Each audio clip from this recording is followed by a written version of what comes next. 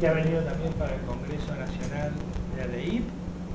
Mañana vamos a estar con Anaí y el doctor Jorge Nagel en una mesa redonda sobre neurociencias y psicoanálisis a las 18:30 horas.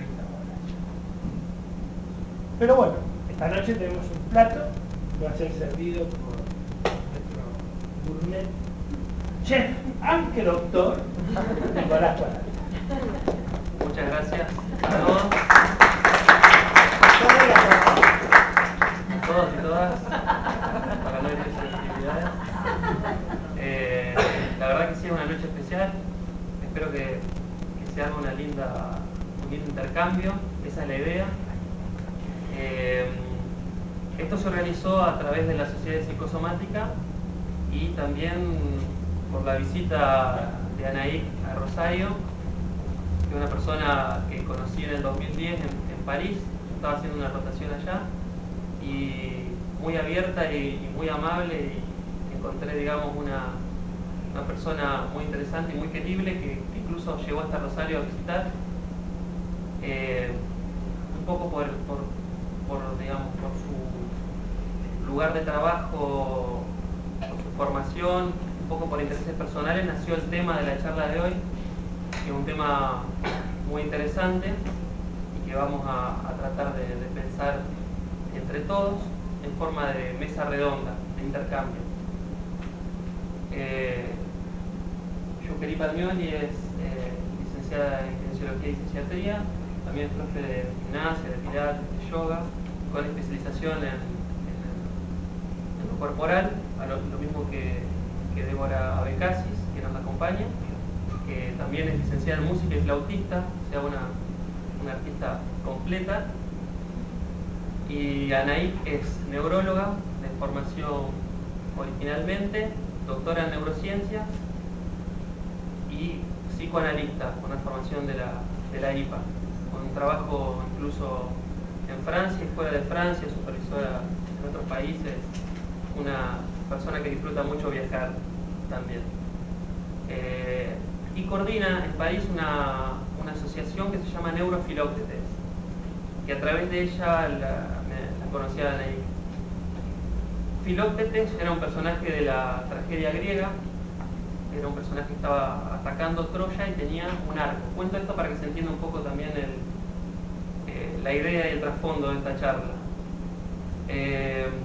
Filóctetes tenía un arco, pero cuando iban hacia Troya fue picado por una víbora que le hizo una lesión que terminó siendo muy nauseabunda. Por lo tanto, lo dejaron aislado en una isla que se llamaba Lemos, o Lemnos, con el dolor que esto generó en él, por haber sido abandonado por sus propios compatriotas.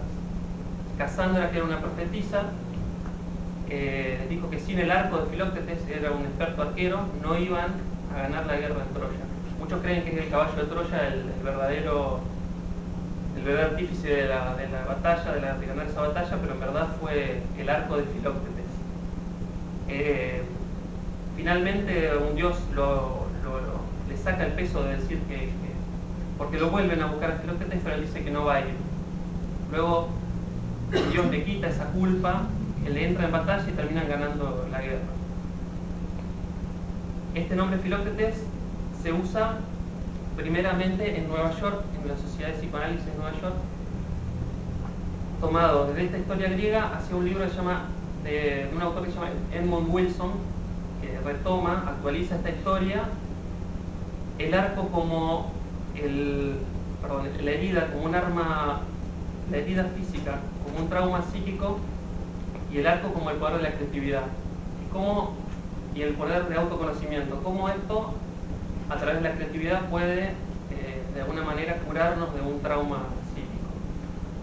Estas reuniones que empezaron en Nueva York juntaron neurocientíficos, filósofos, artistas de muy diversos ámbitos, y se trataron temas hiperapasionantes, desde la concepción del tiempo, qué significa la pasión,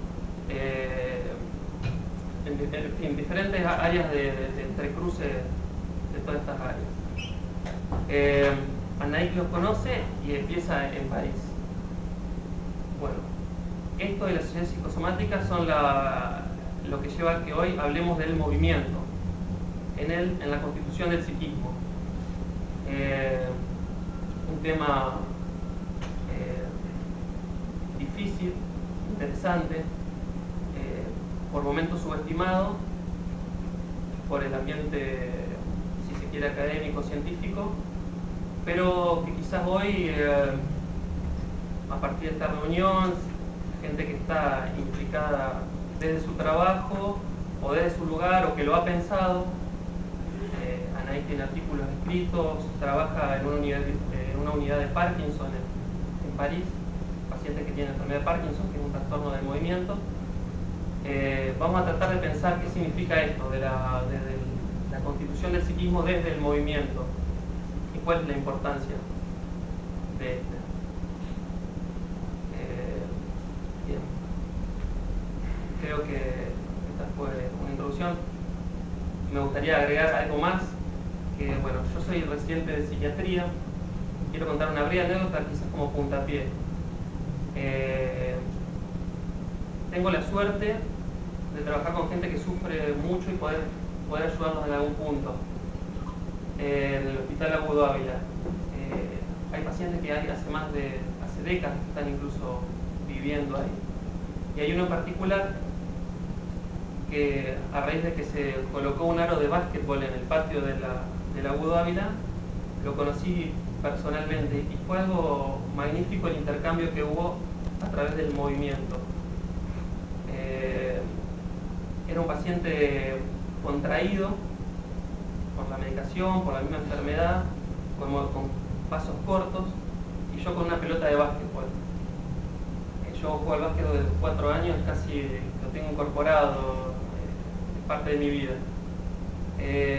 Esta persona que normalmente uno casi, lamentablemente, es como que está, en ese momento pasó a ser un compañero de juego. Yo no me sorprendí cuando desde esta posición de encogimiento largo la pelota. Yo dije que lo voy a lastimar con un pelotazo. Este paciente estira los brazos y agarra la pelota. Luego hace 3 pasos y me la pasa. Es un paciente que no se comunica verbalmente, ya perdió hasta la capacidad de la locución. Sin embargo, estuvimos casi 15-20 minutos pasando la pelota. La verdad es un momento muy grato y yo creo que eso y muchas otras cosas que también me han pasado en mi vida, me han sabido valorar el valor del movimiento en lo que es el ser humano y en definitiva lo que significa pensar a través del movimiento. Así que espero que algunas cuestiones surjan de acá, otras surjan de ustedes. Anótenlas si quieren las preguntas en español, si no se animan a hacerlas. Anaí que entiende el español, pero la idea es que si hay algo que la pueda ayudar a interpretarlo, lo haga, y ella se va a referir en francés, probablemente con una traducción mía. Así que bueno, empezamos la charla. ¿Qué significaría? Quizás se puede empezar con una pregunta así. Para vos, Anaí, ¿qué importancia tiene el movimiento en la constitución del psiquismo? Gracias de invitarme, pero hay que practicar mi español, pero tú hay que practicar también tu francés. Muy bien. Creo que es una razón para invitarme aquí también. Donc je vais parler en français. Bien. Puedes hablar, quizás, dar algunas ideas, parar, yo las manifiesto y después seguimos así para pasarlo a... Je pense que ce qui est intéressant dans l'étude du mouvement pour les psychiatres et les psychanalystes, c'est le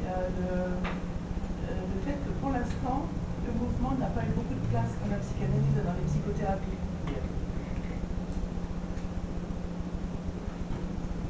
Tenemos algunos con el ruido, no con el movimiento. Un segundito.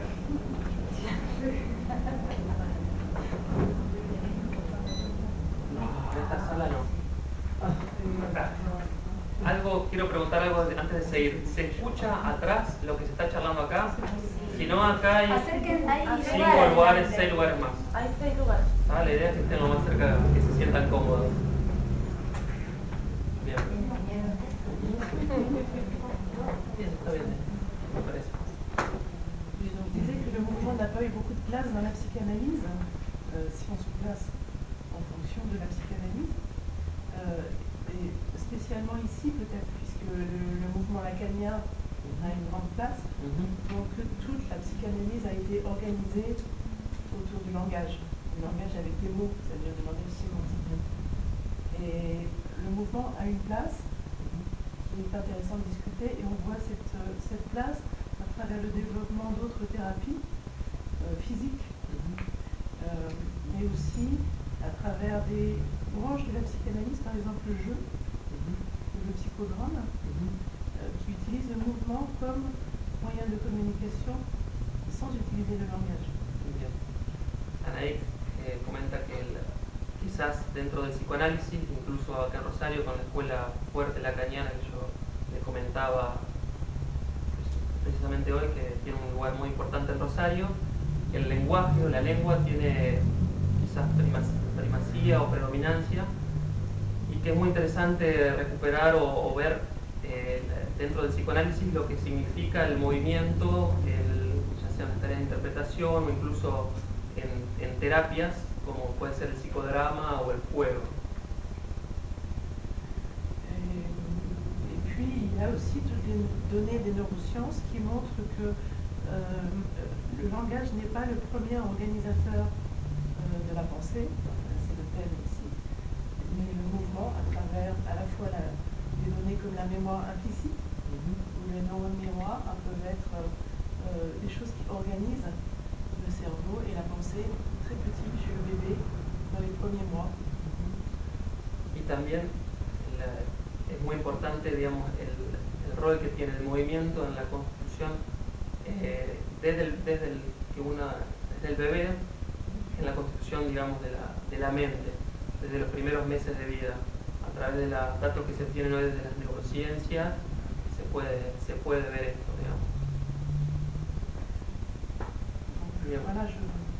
Abre la charla. A ver. A mí, bueno, yo soy kinesióloga y cuando estudié mi carrera, digamos, hice 3 años de medicina, después dije, no, a mí me gusta más el movimiento, me gustaría más estar en contacto con la gente, más tiempo, bueno, y trabajar a través del movimiento. Iba a hacer deportología, me dije, ¿por qué no quería estar encerrada en un consultorio viendo pasar gente? Bueno, a cada rato. Entonces digo, bueno, me dedico a la kinesiología. Cuando terminé la carrera fui a un estudio a hacer un curso intensivo de senso-percepción con Gabriela Morales, y dije, no sé nada. O sea, estudié 5 años y no sé nada. Entonces, a través de eso, o sea, fue un camino de ida, o sea, nunca más. Nunca me acuerdo un profesor que me decía una vez que se aprende no se puede volver atrás, o sea, aprendés y tenés que seguir.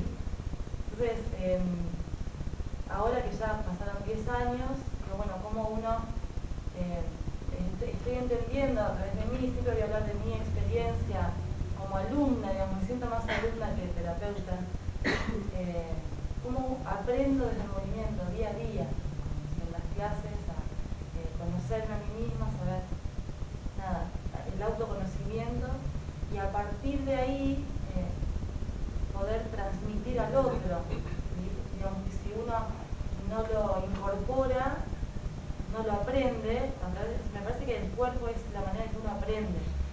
Débora trabaja más con embarazadas, además de bebés, y nada, desde el nacimiento ya está más conectada, así que nada, me parece que es interesante cómo aprenden los niños, cómo hemos aprendido, y cómo podemos seguir aprendiendo de adultos.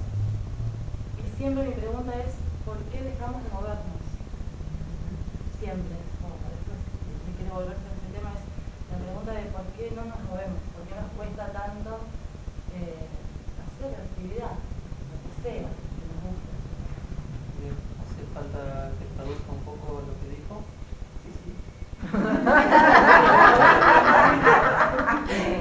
Empezá de nuevo.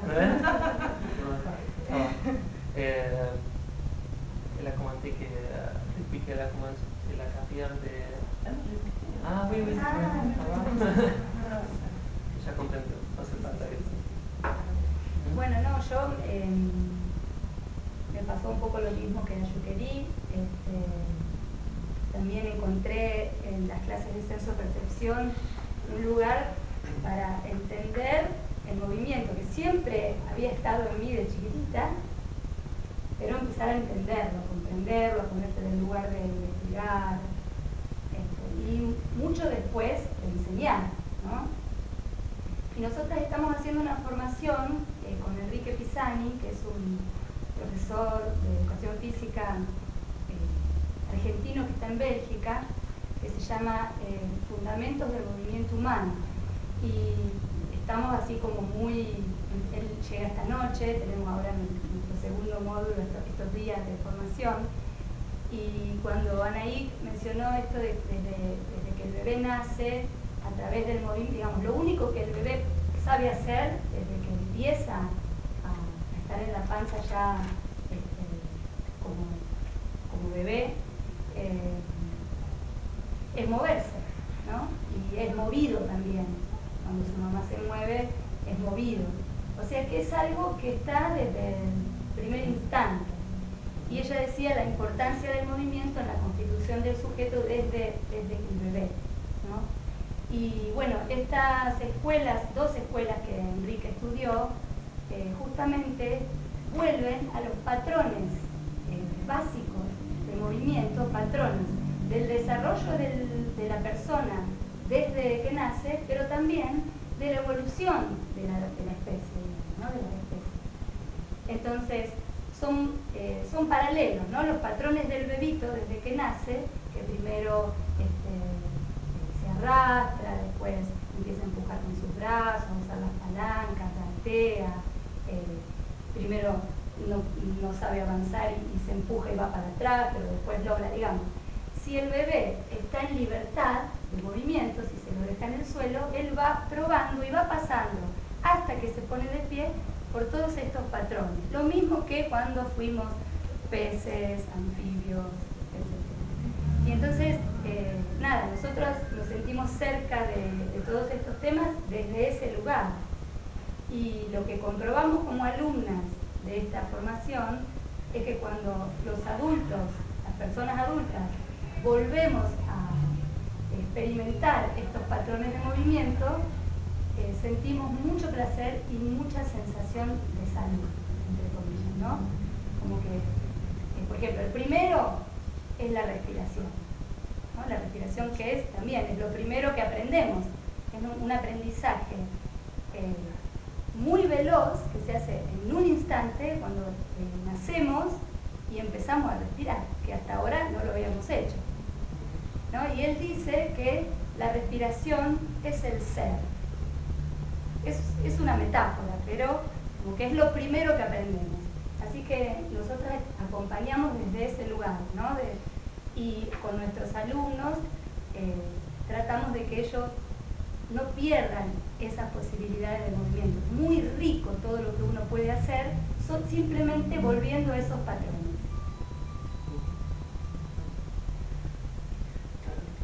Creo que hay, no solo el bebé se mueve, pero también Observe. Quand les bébés, c'est très important de dire que à ce moment-là de discussion, ils ne font pas que bouger, ils regardent aussi. Et on peut introduire la notion de neurones miroirs, qui sont des notions dont on a parlé hier, on a fait Lo que comentan ahí es que el bebé no solamente comienza en movimiento, sino también a través de la observación. Y hay una noción en neurociencias de relativamente reciente descubrimiento que es el de las neuronas de espejo, que fue un descubrimiento que se hizo en Italia, que Anaí dice que sería un buen momento para introducir un poco la noción de neuronas de espejo miroirs sont des neurones qui sont placés dans deux positions du cerveau. Une position qui est une position en avant du cerveau dans les zones motrices, préfrontales, prémotrices, et une autre position qui est au niveau du lobe pariétal, qui est un lobe qui est responsable de la sensation. Hay dos lugares donde se encuentran estas neuronas de espejo. En el lóbulo prefrontal, del lado izquierdo, y en el lóbulo parietal, que es la región de las sensaciones, del lado derecho. Bien. Si. Et il y a des différences avec les animaux, par exemple. Les animaux n'ont pas la même réponse des neurones miroirs que les hommes. Et en particulier pour l'imitation, quand les bébés vont imiter les mouvements, ils ne vont pas faire une imitation pure. Il n'y a pas que les neurones miroirs qui vont agir, il va aussi y avoir tout l'apprentissage social qui va venir inhiber les mauvaises imitations. Par exemple, si le bébé voit quelque chose, il peut imiter le mouvement de sa mère ou de son père, mais quelquefois il ne va pas imiter parce que ce ne sera pas un mouvement qui sera utile. Au fur et à mesure du temps, il va apprendre les mouvements utiles et pas utiles. Et cette fonction-là, elle n'est pas une fonction des animaux, des singes par exemple, elle est une fonction seulement humaine. Y hay algo que comenta que es la diferencia que hay entre los animales y los humanos en esta función de las neuronas de espejo, que es que en los seres humanos, en los bebés, hay toda una función social inhibitoria de las neuronas de espejo. O sea que el bebé va a imitar los movimientos que son socialmente útiles y va a inhibir todos los que no sean útiles a través del aprendizaje. Esto no se ve, por ejemplo, en los monos. Et on voit bien chez les gens qui ont un traumatisme crânien frontal que tous ces gestes d'imitation vont réapparaître. Et quand on va faire un mouvement en face des patients qui prennent un verre d'eau, par exemple, ils vont eux-mêmes prendre un verre alors qu'ils n'ont pas forcément besoin de prendre un verre. Donc c'est pathologique, mais c'est le retour d'une mauvaise imitation. Uno ve cuando hay lesiones cerebrales orgánicas del lóbulo frontal, cómo vuelven estos movimientos que habían sido reprimidos. Es frecuente que en un paciente con una lesión frontal que imite un movimiento, por ejemplo, agarrar un vaso delante del paciente y el paciente lo agarra el vaso sin necesidad que lo haya levantado. Lo hace solamente por imitación, como una vuelta de esos movimientos que había inhibido previamente. Et probablement, je fais une hypothèse, si les psychanalystes ont inhibé le mouvement pendant la séance, c'est qu'il y a aussi beaucoup de patients qui sont psychotiques et pour lesquels le mouvement n'est pas assez limité socialement. Et donc, il y a tout un champ de connaissances à développer sur la thérapie par le mouvement des psychotiques où on pourrait limiter dans un cadre pour pouvoir faire quelque chose. C'est un peu compliqué. Oui, vous pouvez refaire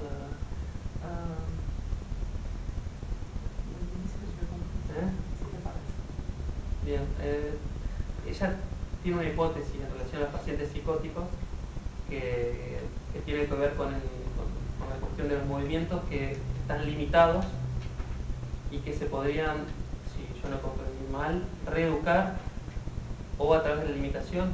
Eso es lo que la parte que...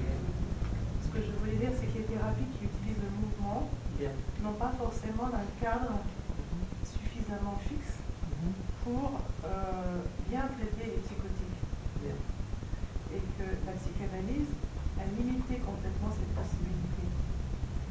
Donc il faudrait inventer des cadres thérapeutiques, dans le yoga, dans la kinésithérapie, qui pourraient interpréter les troubles du mouvement ou la trop grande limitation du mouvement que ont les psychotiques aussi, par exemple. Bien. En los pacientes psicóticos, donde se ve una limitación de los movimientos bastante importante, hay ciertas terapéuticas como la psicoanalítica que han fijado demasiado su cuadro terapéutico. Y lo que habría que ver es encontrar nuevas maneras de tratar todas estas dificultades desde el movimiento del paciente psicótico para que también estos mejoren. Serían nuevas maneras de tratarlos. Esa es una hipótesis que se puede plantear a través de esto. Un peu les exemples que vous donnez hier sur les patients avec les embrassables, etc. Que es un poco el ejemplo que comentaba ayer Superi. Ayer tuvimos una cena informal donde Superi comentaba de una paciente muy inhibida, con probablemente alguna fobia, con inhibición del movimiento, no quería salir, y ante un abrazo esto de alguna manera disparó un movimiento hacia la mejoría, hacia la lengua, pero fue primero por el cuerpo. ¿Puede contar si quiere? Sí, sí. En realidad no fue una paciente, sino una amiga de toda la vida que sufría de fobia.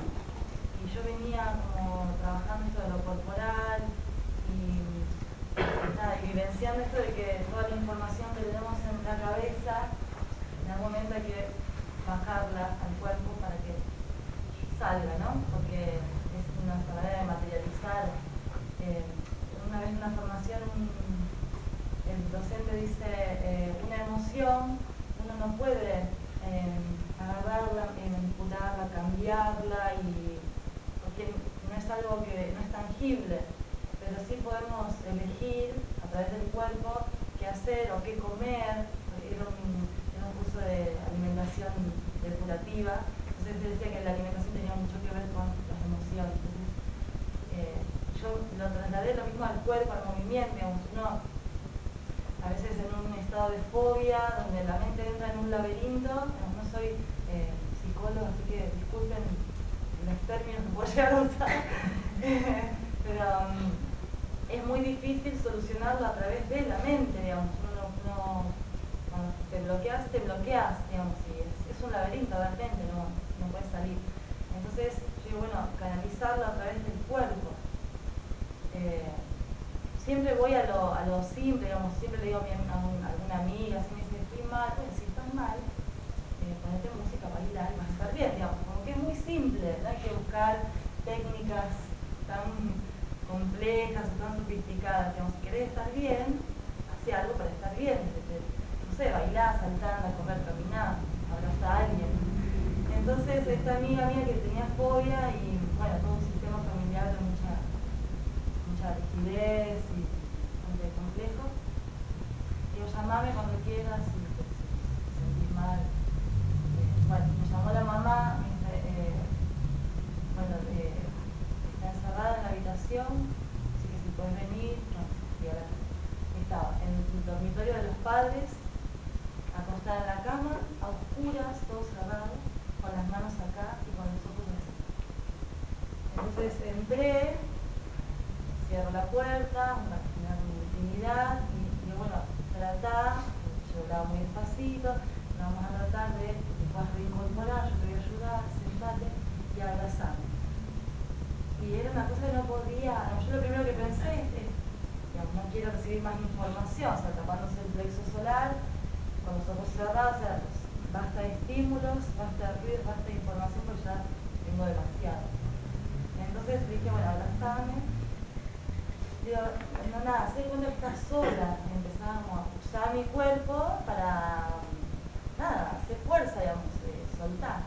Bueno, y le costaba un montón hasta que le digo, olvídate de cuando estás sola, olvídate de qué dirás, qué puedo decir yo, o sea, todo lo que puedas tener en tu cabeza, tus prejuicios, soltarlos.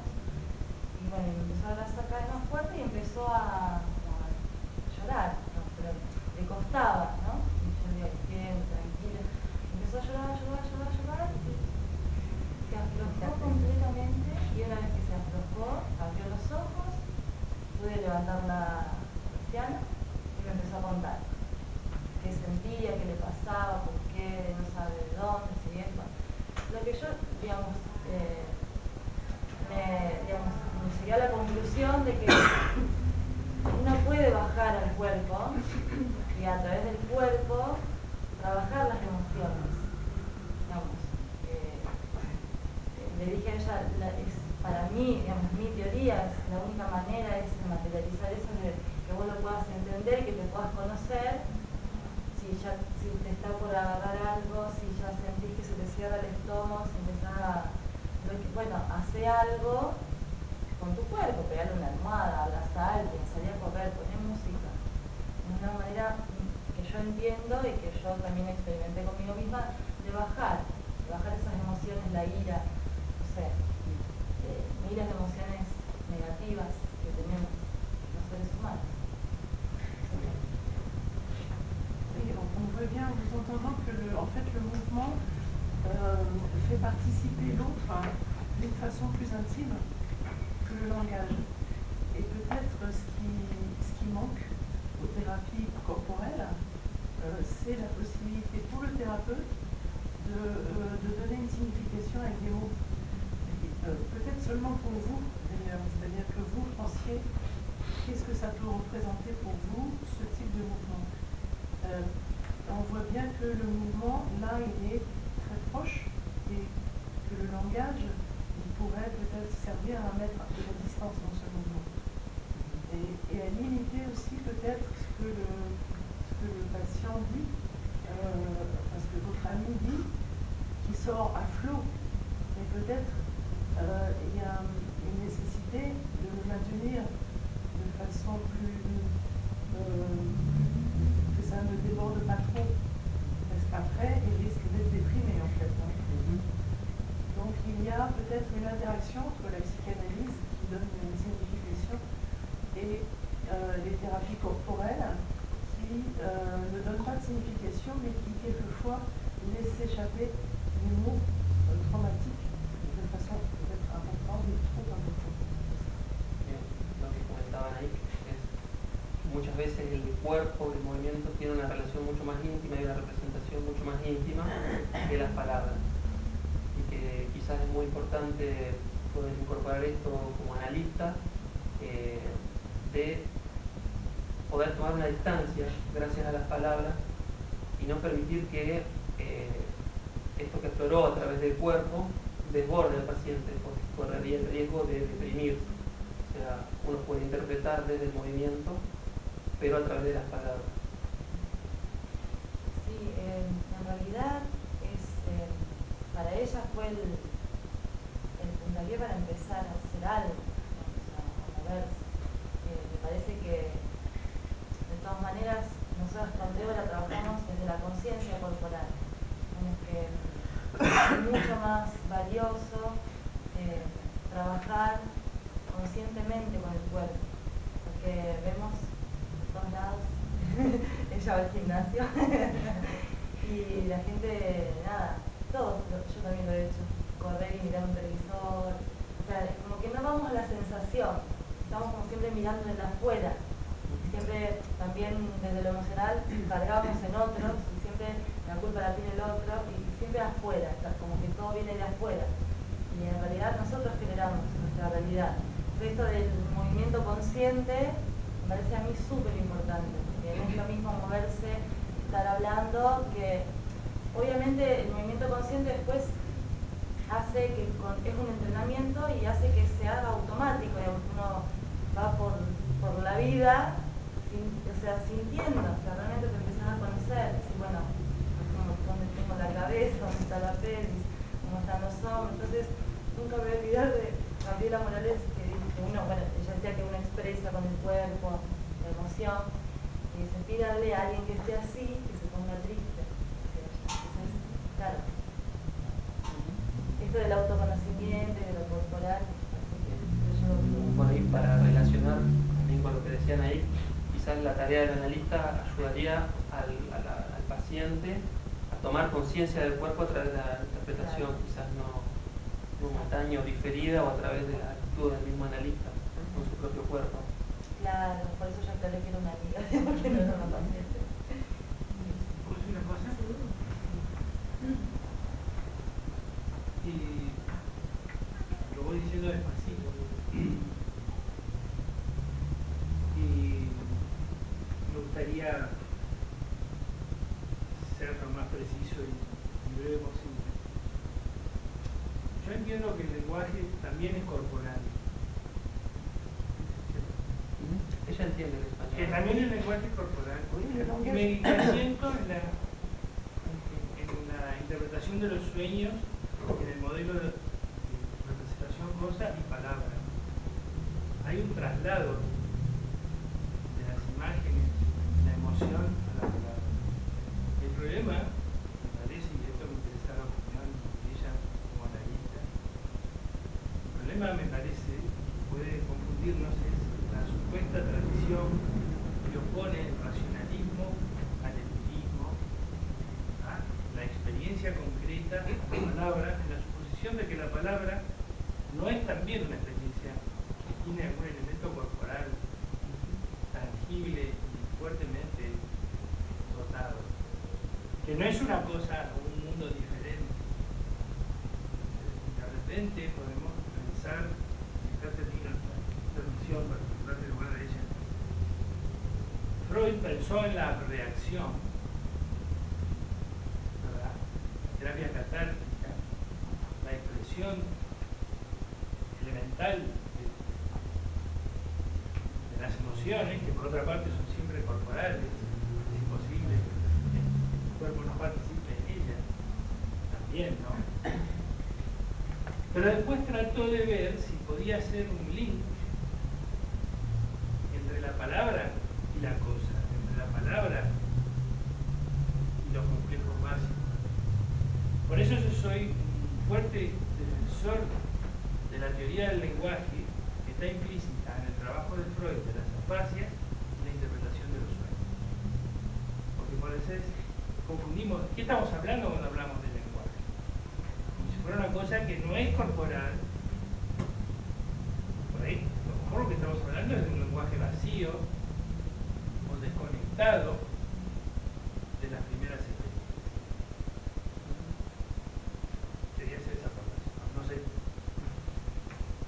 Sí, yo anoche le preguntaba a Naik, habíamos leído el texto que vos nos mandaste de ella, de, ¿cómo se llama? La sombra del movimiento del psicoanálisis. La sombra del movimiento del psicoanálisis, donde ella cuenta una experiencia con un paciente que a través de una interrupción en la sesión, que ella se levantó, un paciente con el que costaba mucho, perdón, estoy haciendo mi versión sintética, le costaba mucho, no habían logrado aún la transferencia, y fue una sorpresa en la rutina de las sesiones. Ella se levantó a atender el timbre, un timbre inesperado. Y eso provocó un avance en la transferencia. Yo lo digo de modo que yo lo pude entender, ¿no? Entonces yo le preguntaba a ella si ella, cómo introducía el tema del movimiento en la sesión. Y ella me decía que en realidad era un elemento más en la observación. O sea, no es que ella no hace una terapia corporal, ¿no? Esto también hay que diferenciarlo mucho. Hay gente que dice, yo soy terapeuta corporal, que muy bien, todavía mucho bien no entiendo qué es, pero, o psicocorporal, ¿no? Que estas son como, que es lo que dice Roberto, son como, también como mezclas o prácticas que están basadas en oponer. Y lo que nosotras también cuando conversamos y estudiamos, sentimos, pensamos, es que en realidad, así como hoy está muy de moda acá hay una colega también que trabaja con embarazadas, la humanización del nacimiento, ¿no? Pensar que hay que humanizar el nacimiento es una gran contradicción. Lo mismo que integrar el cuerpo, el movimiento, el lenguaje, el psiquismo, digamos. O sea, integrar algo que nunca debería haberse desintegrado. ¿No? Eso es, no sé si... No, está bien. Yo hablo no solo por el contenido semántico de las palabras, sino también por el ejercicio de hablar. Sí, pero el ejercicio de hablar es un movimiento. Es un movimiento en dos maneras. En la manera de los movimientos de labios, de cuerpo, de movimientos que hacéis hablando específicamente especialmente en los países del sur, hay mucho movimiento, se puede interpretar lo que ve solo con los movimientos. Pero hay otra parte del lenguaje que es un movimiento, es la gramática, que la gramática es la sucesión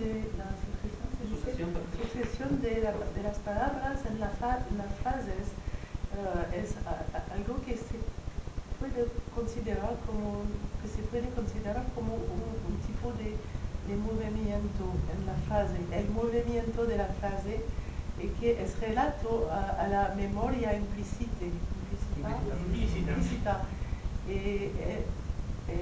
Hay artículos sobre el aprendizaje de las idiomas extranjeras, y el bebé in utero, que tienen facilidad de aprender más lo que ha escuchado durante el embarazo. Entonces, para mí, pienso que hay dos tipos de movimiento con el lenguaje. Pero el ejemplo que has dado del sueño es un contraejemplo para mí, porque durante el sueño no se mueve. Hay una inhibición de la motricidad. Yo no hablaba de los sueños, de la interpretación de los sueños. Sí, pero... pero del modelo, del aparato psíquico de la interpretación de los sueños. Oui, mais je pense que justement le modèle de l'interprétation des rêves de Freud est un modèle qui exclut la motricité, parce que à la fois il utilise une circonstance où il n'y a pas de motricité.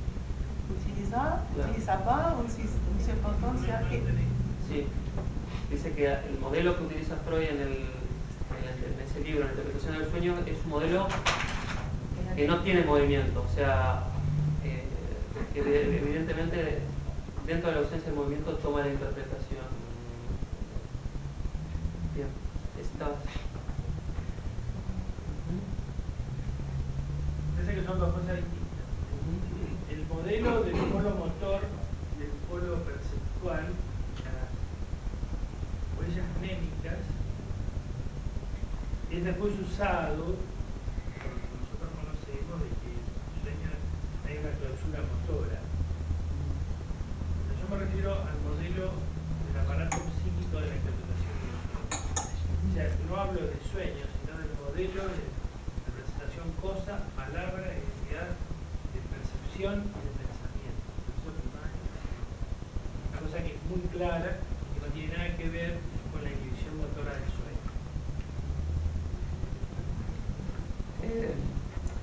Il ne parlait pas de la inhibition motrice pendant le sommeil, sinon de la construction de l'appareil psychique de Freud dans l'interprétation d'un rêve, qui parle de pôle motrice, pôle sensitif, idées, choses, processus primaire, secondaire. C'est intéressant je vais parler en français parce oui, que c'est compliqué. C'est intéressant cette réflexion parce que avant le livre, avant l'interprétation des rêves, était justement l'esquisse de la psychologie scientifique, qui est un livre qui se base sur le mouvement. Mais ce livre n'a pas été publié de vivant de Freud. Et il y avait une nécessité, je pense, pour Freud, de sortir justement du modèle de mouvement, de neurones, et d'aller dans quelque chose de beaucoup plus imaginatif et avec des images, donc de façon beaucoup plus perceptuelle. Et c'est vrai que la théorie psychanalytique élaborée par Freud est une théorie qui est à base de perception visuelle et de souvenirs de perception visuelle. Et c'est intéressant de voir justement justement que le premier livre, l'esquisse de la psychologie scientifique, n'a pas été publié à ce moment-là. C'est pas pour ça qu'il ne faut pas y revenir après. Bien, lo que ella quería comentar que es interesante el análisis que hiciste, porque el libro que anterior a la interpretación de los sueños, el proyecto de Psicología para Neurólogos, que es un libro que no se imprimió durante la vida, no se publicó durante la vida de Freud, tomaba un poco la cuestión motriz, pero él toma un poco todo basado en eso. Bien. Pero que cuando, digamos, avanza, toma además las imágenes visuales para trabajar y no tanto el esquema del movimiento. Ça c'était aussi parce qu'il était très phobique, obsessionnel, il voulait fixer un cadre qui était un cadre fixe pour pouvoir développer quelque chose. Et que le mouvement vient justement casser la dynamique psychanalytique Dice que su idea de que Freud era una persona muy neurótica, muy fóbica, y la idea del movimiento le impediría fijar el cuadro del tratamiento psicoanalítico. Quizás por eso lo dejó de lado. Et il dit justement, restez couché, ne faites rien, ne bougez pas, parlez. Mais c'est Freud. Y es él el que dice, acuéstese, no se mueva, quédese quieto. Freud mismo el que lo Hable. Hable. Está bien, pero tanto el modelo del proyecto, voy a pagar acá, lo subo la información. Tanto el modelo del proyecto, el modelo de la interpretación de los sueños, no tienen nada que ver con que Freud inmovilizaba al paciente. Hablo de la teoría pura. Está claro, la vivencia de satisfacción, todo lo que conocemos del proyecto. Incluso la vivencia de satisfacción implica para Freud también la cuestión del movimiento y demás. Pero eso es otra cosa después lo que él hizo con la técnica. Eso sería en todo caso una dificultad, como ella dice, de Freud, qué sé yo. Pero bueno, ya está. Bien.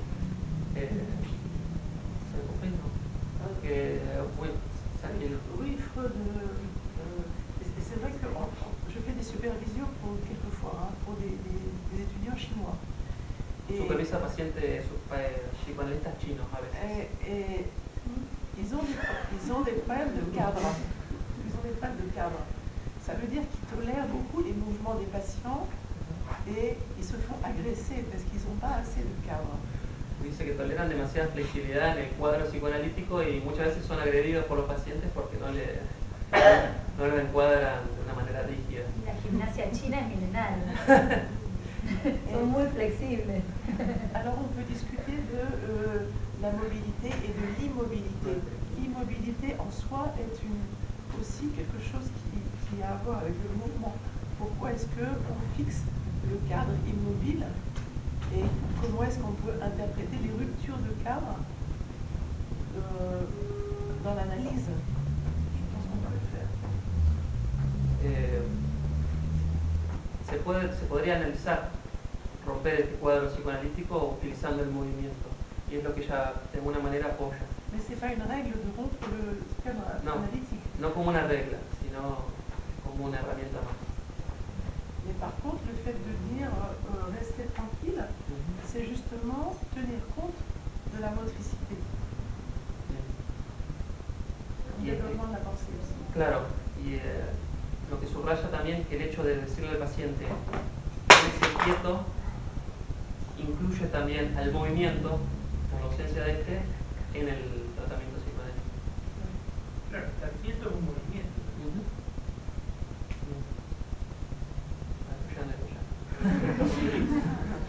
No, claro. Claro. Mais après Freud, después Freud hay alguien Melanie Klein, por ejemplo, en los niños que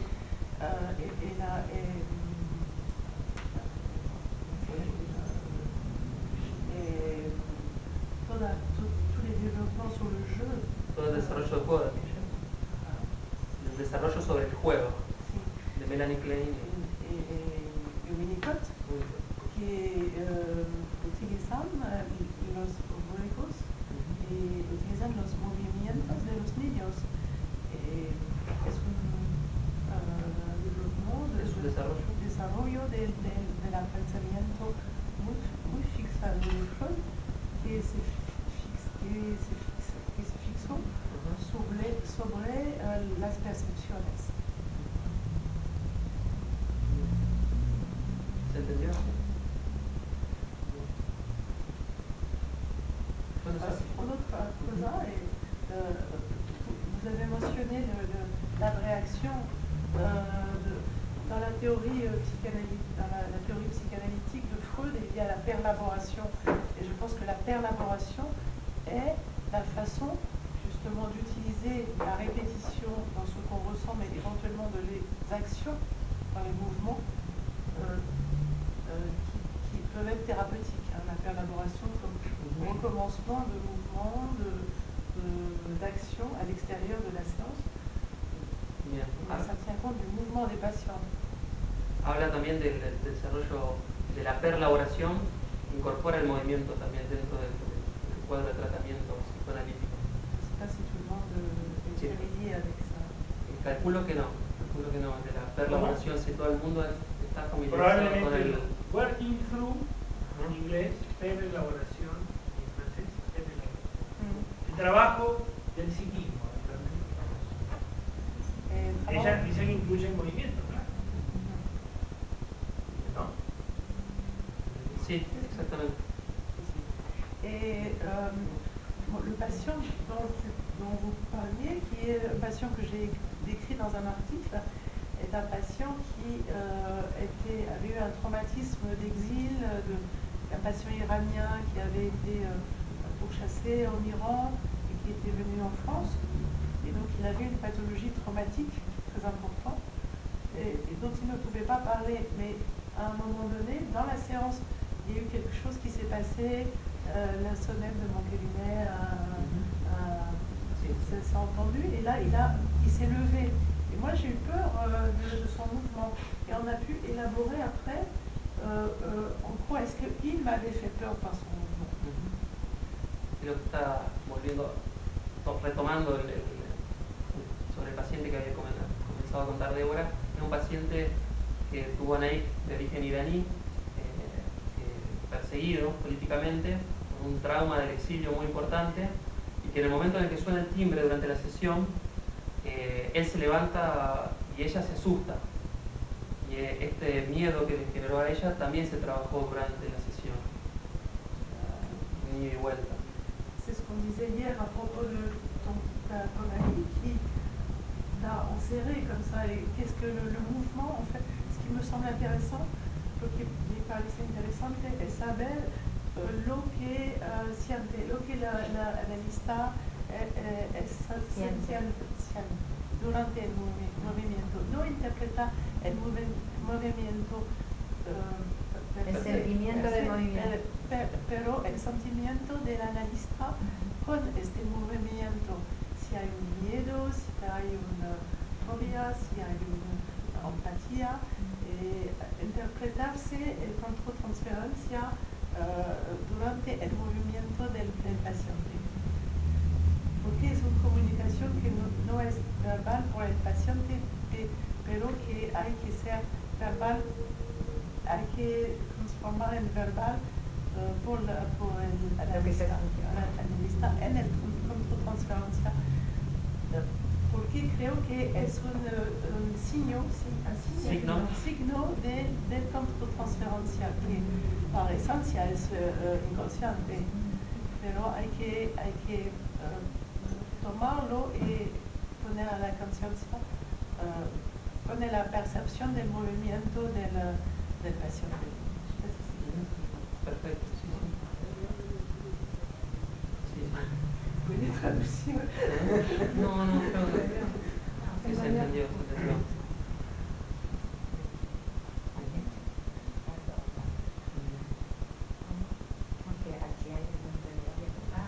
¿A alguien le pareció que hace falta repetir alguna parte o ¿Tiene alguna pregunta en este momento que le haya surgido?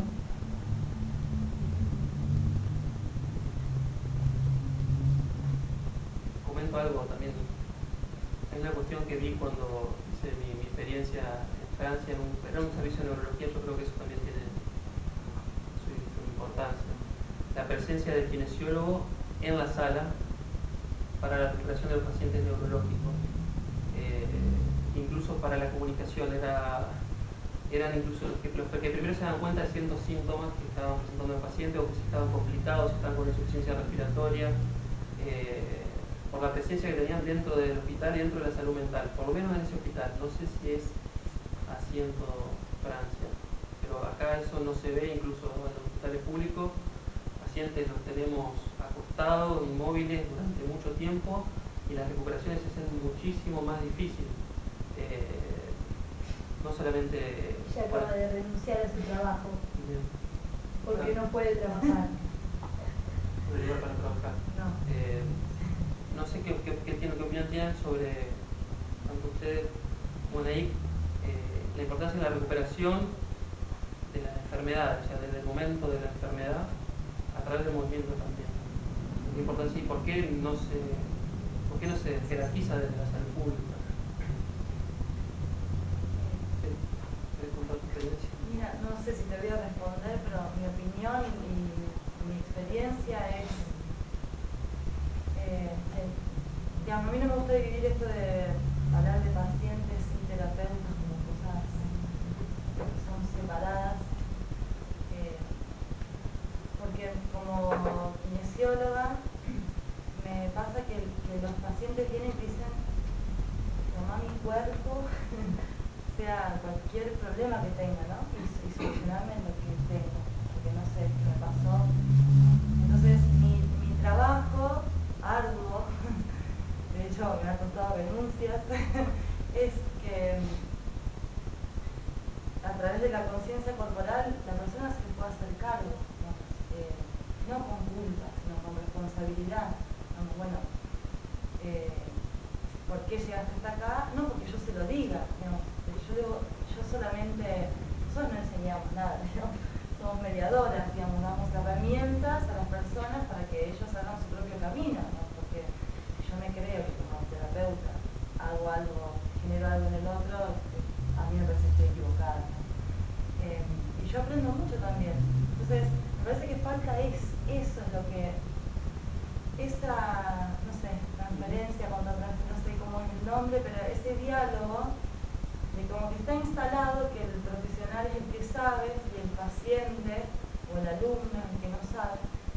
Y nada, me parece que ahí estamos como bastante errados. Entonces, a través de la conciencia corporal yo me di cuenta de que primero empiezo por mí, ¿no? Si no, ¿qué herramientas le voy a dar? Me parece que falta eso de hacerse cargo, digamos, que el paciente está en un lugar, sobre todo yo he trabajado con mucha gente en sillas de ruedas y con problemas neurológicos, que hasta me atrevería a decir que ellos prefieren estar ahí, porque reciben mucha atención, porque es un lugar que a lo mejor no han tenido antes, digamos, esto es una teoría mía que puede ser un prejuicio, pero cuesta salir de un lugar donde uno está cómodo, nos pasa a todos, ¿no? Esté como no, y que te atienden, y entonces, ¿hasta cuándo vos te querés hacer cargo? No digo que puedas caminar, ¿no? Lo físico como pasa a ser secundario, ¿hasta cuándo? ¿Hasta cuándo uno se puede hacer cargo de lo que se genera? ¿No? ¿Y hasta cuánto uno carga en el otro? Entonces, a mí como terapeuta me pasó que a mí me sobrepasaba eso. No, me costaba porque la gente se siente agredida, porque se piensa que a uno no le importa y nada, es como encontrar aquel que realmente te escuchó, bueno, trabajo con esa persona y los otros, nada, uno no puede ser terapeuta de todos los pacientes, está claro. Nosotras con Yuquerí hicimos también una formación de pilates, que está de moda ahora pilates, pero bueno, ahí tuvimos la suerte de encontrar una rosarina que está en España, que trabaja seriamente y que nos ha enseñado muchas cosas. Y una de ellas es el trabajo con la escoliosis. Y yo tenemos un estudio y de 50 alumnos, 25 tienen escoliosis. Es decir, es una patología muy común y que tiene dos formas. Una se llama actitud escoliótica, es decir, viene por postural, digamos, es adquirida, y hay una escoliosis orgánica, cuyas causas son también múltiples, ¿no? No hay una sola causa para la escoliosis. Entre otras, también las cuestiones emocionales. Y bueno, tenemos una alumna que viene al estudio hace muchos años, pero que además hace terapia manual y va al agua y hace un montón de cosas.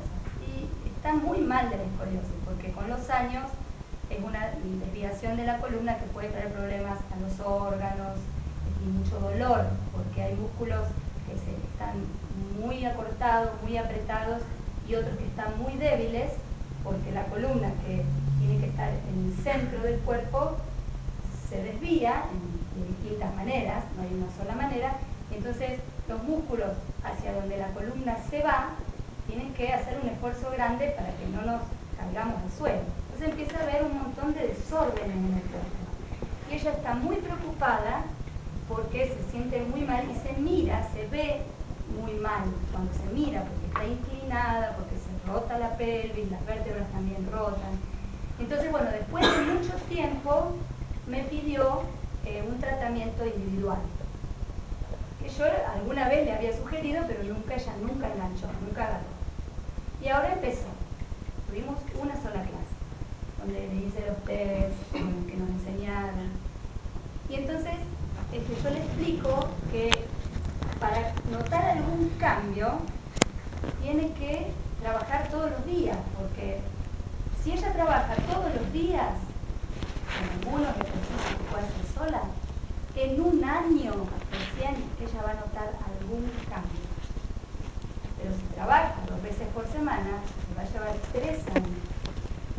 Todo esto se lo digo para que ella tome la dimensión, digamos, de la importancia que tiene el hacerse cargo, porque nadie desde afuera va a poder ayudarla más que con, digamos, herramientas que tenemos, que son los ejercicios, digamos, el medio son los ejercicios, pero el trabajo lo tiene que hacer ella. Y me dice, todo el día. No lo podía creer, de una persona de 70 años, ¿no? O sea que, digamos, si ella se quiere mejorar, si ella estuvo 70 años inclinada, mínimo tiene que trabajar 1 hora por día para no seguir inclinándose, ni siquiera no se va a curar. Pero entonces, como que la solución va, y por eso esta gente deambula, va a un médico, va a otro, porque está encontrando a alguien que le diga, hacer tal cosa, ¿no? Que me parece que es lo que vos decís, esta posibilidad eso es lo que nosotros vemos desde el movimiento, desde el cuerpo, ¿no? Yo les puedo comentar algo a propósito de esto. Yo trabajo, asisto partos, soy médico obstetra, dice que sí, la embarazada. Y esto que comentaban ustedes, la kinesióloga, respecto a que el paciente le entrega en su problema. Fractura esquelético ocurre con la diabetes, con la hipertensión, pero es más grave, ocurre con la normalidad, tiene un parto. Entonces va la mujer, producto de toda una historia social, cultural, le entrega, yo doctor, le entrego el parto, y yo no participo, yo no tengo nada que ver con esto. Y eso trae consecuencias importantes, ¿no? O sea, tiene que ver con el movimiento, en definitiva, y el médico ¿qué hace? En general, llega la mujer y la acuesta en la cama. Y hace el parto. Los médicos asistimos al parto. El parto lo hace la mujer, por suerte, es un alivio. Y tiene que ver con el movimiento por eso, porque los médicos en general le indican acostarse. En una cama es no moverse. Colocar un suero, medicación, o sea, lo tratan como una enfermedad, ¿no? Monitor, el uso de la tecnología dura, y está trayendo graves consecuencias, porque son las tasas altísimas, astronómicas y escandalosas, necesarias, con efectos en los chicos a corto y largo plazo. Bueno, hay un médico obstetra Michel fue Oden. cirujano, Michel Oden, que habla mucho de esto en sus tratados, ¿no? Una maternidad muy famosa, 80 kilómetros de París, no sé cómo se dice en francés, Pithiviers. él habla mucho de eso, ¿no? Tiene que ver con No lo todo conoce, esto, ¿no? Anaí, yo le pregunté anoche, no lo conoce. Pithiviers.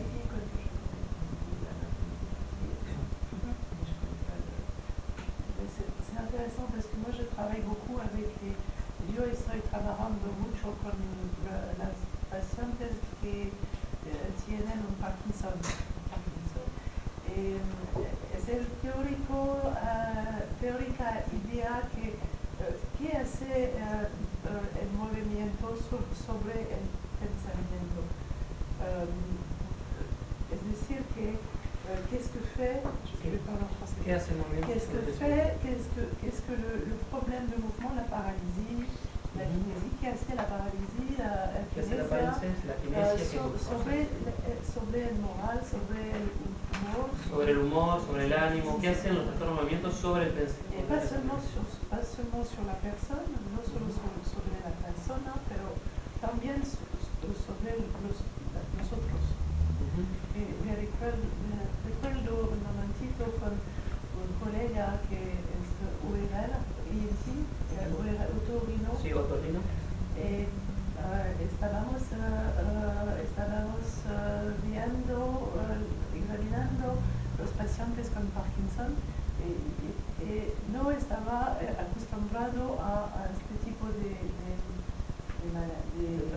enfermedad. Los pacientes están como así, después como así, con muchos movimientos.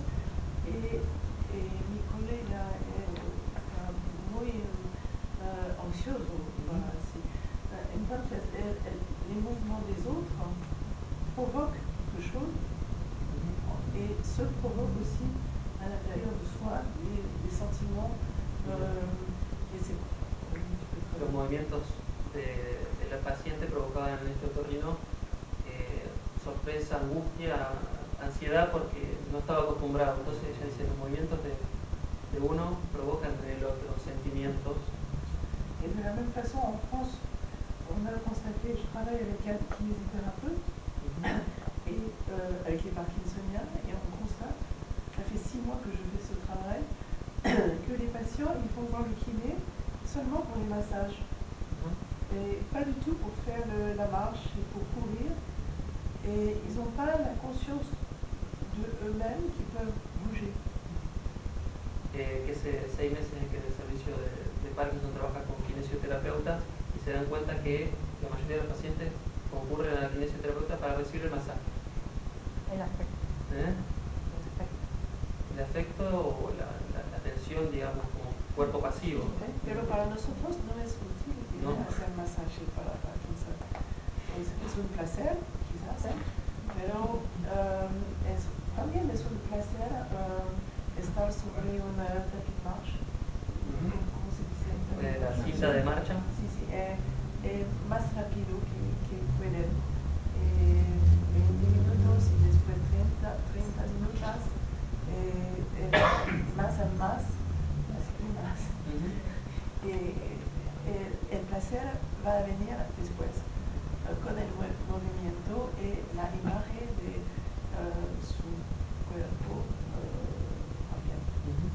Nosotros en la familia tenemos una tía que se cayó de 90 años y se fracturó y le pusieron un clavo y le recomendaron reposo absoluto, sin moverse, pero sin mover esto, durante 4 meses.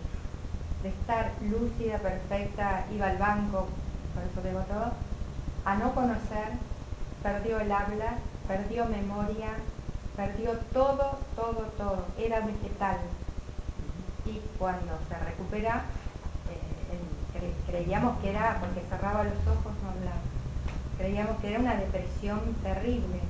No, era empezar a recuperar todo, memoria, no reconocía nombres, nada. Es mi tía abuela, Lo que primero que recuperó fue el movimiento. Ellos la sentábamos a la mesa a jugar a las cartas, ella siempre muy habilidosa, ganaba siempre. No se acordaba qué es lo que estaba haciendo, pero se sentaba con las cartas y hacíamos como que jugábamos.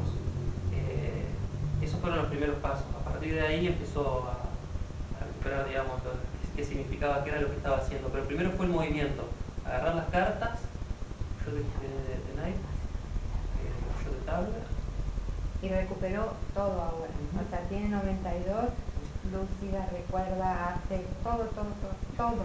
Desde el movimiento. Mais c'est une question, pourquoi est-ce que la société française, je ne sais pas Argentine comment elle est, mais la société française avec les personnes âgées veut qu'ils restent immobiles dans un petit coin sur une chaise. Et alors, une fois, j'ai prescrit à une patiente de 80 ans de faire du tapis de marche pendant 20 minutes tous les jours. Et toute la famille est venue me voir en disant comment vous êtes complètement folle de demander à une personne de 80 ans de marcher sur un tapis de marche alors qu'elle ne fait rien. Mais c'est une vision sociale de la vieillesse. Dice que no sabe si acá es igual, yo digo que sí, es bastante similar, de por qué la sociedad francesa les gusta tener a la tercera edad quietos y encerrados en su silla de rueda o en su andador, pero quietos. Que una vez le prescribió a una paciente de 80 años que marcha durante 20 minutos en una cinta y que la familia vino a buscarla para preguntarle por qué hacía eso. Que estaba loca. Dijeron que estaba loca. Bueno, sí. Estoy censurando, ¿no? Estaría bueno que ya son... Porque el movimiento es identidad. O sea, uno construye su identidad también, entre otras, todo junto, pero uno deja de moverse y bravo. A mí me pasó, cuando empezó un colectivo, hace 20 años, sí, es un colectivo. Y está Laurita que me conoce de chiquita que asiente. Es tremendo no poder moverse y una persona muy acostumbrada a mover todo, nos movemos, pero bueno, hay que recuperar, lleva mucho tiempo recuperar. Por eso te digo, imagínate una persona de esa edad. Ya son casi las 10 de la noche. Buen horario para, si hay alguna pregunta de integrantes de la mesa redonda expandida, que la puedan hacer, sabiendo... Yo tengo una pregunta. No, volviendo a lo primero, una de las primeras cosas que dije es, me gustaría que me den su opinión acerca de por qué creen que nos cuesta tanto comprometernos a hacer alguna actividad, a estar bien, por qué tanta... De hecho, todos estamos sentados y no nos hemos movido demasiado. Teníamos la idea De hecho, yo quise sacar los mapas. de hacer un ejercicio sencillito que una vez hice en esta misma casa, muy efectivo, para sentir esto de moverse desde la conciencia, que sería integrar, porque no movernos solamente copiando una propuesta, sino Después sintiendo. tiene constancia. Pero porque alguien se puso a pensar por qué somos tan sedentarios. Somos. Y yo soy la antítesis y me dicen loca. Claro, para mí es fundamental. Pero voy a decir algunos elementos que son propios de la cultura, que hacen que se viva el movimiento. En primer lugar, el ser humano es un bicho que nace prematuro, porque no ha completado el desarrollo de su sistema nervioso. Entonces es inválido. Pero tiene una cabeza muy grande. Entonces, antes de que se le vaya pasando la invalidez, ya empieza a tener representaciones. Entonces se da cuenta, en un nuevo momento se da cuenta, no lo puede decir en estas palabras como digo yo, pero percibe la enorme magnitud de su dependencia de las personas que lo rodean. Entonces, estar bien con las personas que lo rodean es una cuestión de vida o muerte para el niño. Entonces, la natural tendencia del niño a moverse es dividida, porque los que lo cuidan no quieren que se mueva. sueltan en el suelo, como decía Debra, sería fenómeno. Hay que mirarlo. Por dos cosas tiene que mirarlo el que lo cuida. Una, por la realidad de que el chico puede hacer alguna cosa peligrosa, llevarse por delante a alguien. Y la otra, por la ambivalencia que tienen los que lo crían con respecto al niño, porque el niño ha venido a perturbarle la vida a la madre y al padre. Y lo tienen que cuidar y tienen que postergar muchas cosas. Entonces tienen bronca con el chico, cosa que no se permite ni pensar. Porque ¿cómo le va a tener bronca a esa criatura a la que quieren tanto? No se permiten pensar, pero esto le genera fantasías acerca de lo peligroso que es no mirarlo permanentemente al chico. Entonces, ¿qué remedio tiene la madre, el padre, los que lo cuidan? Dejarlo quieto, colocarlo quieto. Ponerle una sillita, por ejemplo, y ponerle un cinturón para que no se mueva mucho.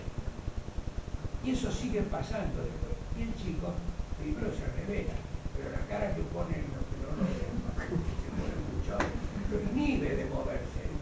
Y después Inhibe de sigue moverse pasando en el porque él colegio. quiere que estén contentos con él. Y después quiere que esté contenta la maestra, que quiere que los niños estén sentados y escuchen lo que está diciendo. No se puede que no se dé cuenta, que no conversen. Bueno, multiplica eso por muchos años, entonces te das cuenta porque no nos movemos. Cuando hice la tesis, cuando me recibí, hice la tesis sobre ese tema. Pero como tenía que achicar tema, y porque parece algo tan amplio, hice las creencias de los médicos cardiólogos en relación a la actividad física. Y entonces, sí, investigué desde la educación, desde que estamos en el colegio, todos digamos, lo que está bien es quedarse quieto, callado, todos vestidos iguales, todos aprendemos lo mismo, ¿no? Y después nos piden que nos movamos. O, no sé, un nenito había pintado un patito de verde y la maestra, no, el patito es amarillo. Y después quieren que seamos creativos. Entonces, nos vienen, obviamente, desde que nacemos.